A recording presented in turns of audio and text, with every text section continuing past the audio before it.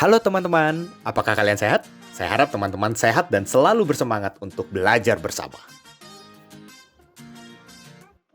Dan diberkati selalu oleh Tuhan. Saya Raka, dan saya akan berbicara tentang baca Alkitab. Kalian tahu apa itu Alkitab? Itu adalah kitab suci untuk orang-orang Protestan dan Katolik. Mereka selalu membaca Alkitab. Tapi ada beberapa teman mengaku tidak membaca Alkitab karena mereka sibuk.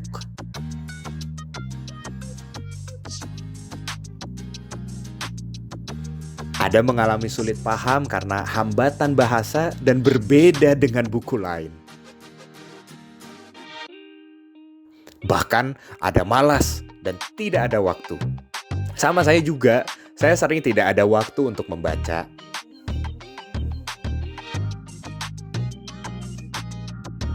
Itu hambatan. Jadi kita bisa mulai belajar bersama. Mari baca Alkitab. 2 Timotius 3 ayat 15-16. Ingatlah juga bahwa dari kecil engkau sudah mengenal kitab suci yang dapat memberi hikmat kepadamu dan menuntun engkau kepada keselamatan oleh iman kepada Kristus Yesus. Segala tulisan yang diilhamkan Allah memang bermanfaat untuk mengajar, untuk menyatakan kesalahan, untuk memperbaiki kesalahan, dan untuk mendidik orang dalam kebenaran. Kalian tahu maksudnya apa? Rasul Paulus menulis kitab ini. Dia tidak ingin kalau kalian hanya membaca saja. Dia ingin kalian riset dan analisis Alkitab hingga menemukan kebenaran.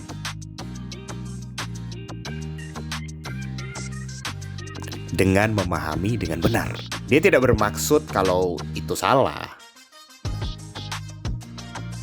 Rasul Paulus ingin kalian membaca dengan menemukan kebenaran. Contoh, Anda membaca Alkitab, lalu satu ayat apa supaya dapat memahami dengan benar. Saya tahu kalian memiliki keterbatasan bahasa. Maka Tuhan memberi Roh Kudus untuk kalian supaya kalian dapat memahami dengan benar. Roh Kudus akan membimbing kalian membaca hingga dapat kebenaran. Misal, Anda tidak paham satu ayat, lalu berdoa dan Roh Kudus akan membantu.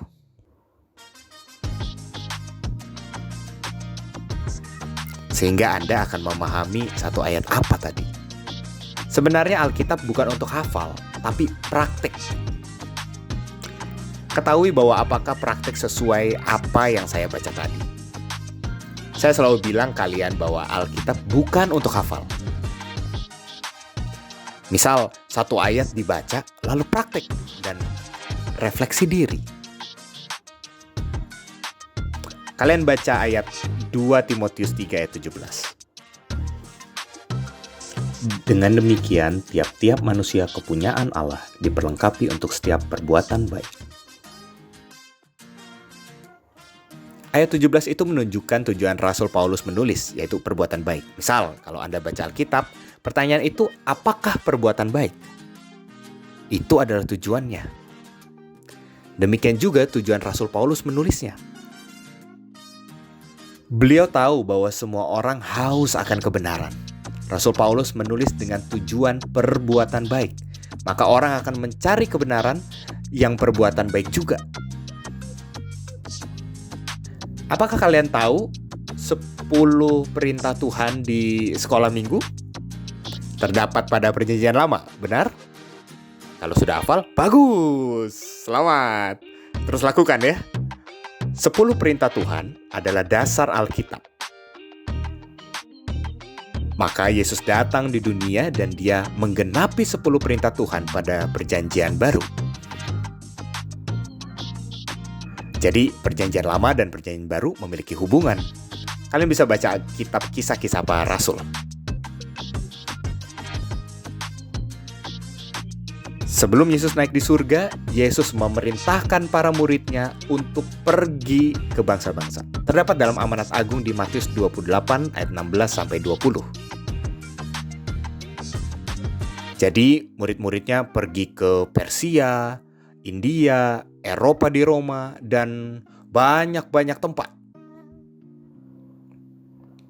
Mereka sama sekali tidak mengetahui bahasa lokal.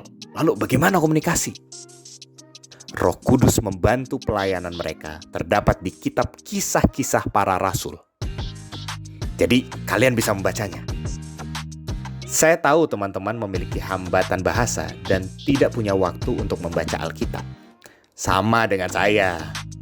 Jadi saya ajak kalian bersama-sama untuk menyelesaikan masalah. Sebenarnya dulu saya selalu mencoba rajin baca Alkitab setiap hari. Setiap pagi, itu dulu saya punya tips dan saya mau berbagi tipsnya. Pertama, berdoa. Berdoa itu langkah awal. Jadi kalau tidak berdoa, pasti ada kesulitan dan tidak ada waktu. Berdoa dulu, itu akan membantu. Berdoa dengan hati tulus dan minta bimbingan Tuhan. Sekiranya Roh Kudus akan membimbing. Jadi semuanya dimulai berdoa dulu ya. Kedua, membaca Alkitab dengan mencari referensi. Karena kalian tidak memahami satu ayat tanpa adanya penjelasan. Jadi mencari referensi bisa melalui internet, misal Google, atau bertanya kepada pendeta Anda. Pergi ke gereja dan bertemu pendeta, bertanya kepadanya, dan dia bisa membantu. Ketiga, bimbingan Roh Kudus. Roh Kudus pasti membimbing Anda. Tuhan datang untuk membantu Anda. Supaya Anda dapat memahami satu ayat, apa, dan lancar membaca Alkitab. Keempat, jangan membuat target. Misal 1 bulan, saya mau buat target 30 kali baca Alkitab dalam 30 hari. Itu jangan, karena Anda akan merasa terbebani. Hari ini Anda baca, tapi besok harus baca. Jadi merasa terbebani. Itu jangan. Padahal membaca Alkitab tidak harus terbebani. Membaca Alkitab harus bersuka cita, karena itu penting. Buat kebiasaan. Misal saat Anda baca Alkitab hari ini, besok baca yang santai dan tidak ada beban dan tidak ada target. Lakukan terus dan akhirnya menjadi kebiasaan. Jangan buat target dan jadilah kebiasaan. Anda akan terbiasa untuk baca, memicu keinginan untuk baca lagi besok, dilakukan secara rutin. Kelima, jurnal. Jurnal akan membantu untuk mengembangkan kemampuan membaca. Sebenarnya jurnal bukan pilihan kalau Anda tidak terus suka menulis. Tapi saya sangat rekomendasi untuk jurnal. Agar mudah mengingat poin-poin apa. Misal Anda menulis di buku sambil membaca Alkitab, tulis ayat dan poin apa. Agar kelak Anda akan mudah mengingat poin apa dan itu akan mudah dipahami. Serta dapat membantu mengembangkan kemampuan membaca. Jadi sangat rekomendasi. 5 tips saya biasa selalu saya pakai ketika membaca Alkitab. Saya harap teman-teman dapat merasa terbantu 5 tips yang saya bagikan. Tuhan berkati. Terima kasih.